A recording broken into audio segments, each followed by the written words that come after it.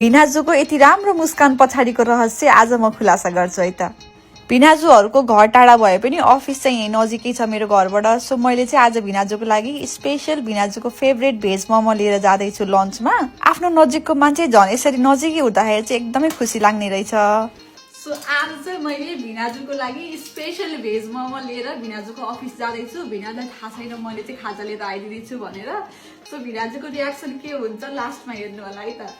अस्ट्रेलियामा काम घर गर्दा गर्दै दिन गएको पत्तै नहुने अनि आफ्नो फ्यामिलीसँग टाइम स्पेन्ड गर्ने र आफूलाई पर्सनल टाइम दिने मौकै नमिल्ने रहेछ। यस्तो रिपिटेटिभ बोरिङ लाइफबाट पनि कहिलेकाहीँ आफ्नो फ्यामिलीको लागि टाइम छुट्याएर मेमोरिजहरू क्रिएट गर्न पाउँदा एकदमै खुसी लाग्ने रहेछ। अनि आफ्नो फ्यामिलीहरू यसरी खुसी हुँदाखेरि चाहिँ आफूलाई पनि एकदम खुसी लाग्ने रहेछ। मोमो चाहिँ मैले भिनाजुलाई मात्र लगिदिएको अनि भिनाजुले मिठो मानेर खाएको देखेर यहाँ कविताको रियाक्सन हेर्नु न।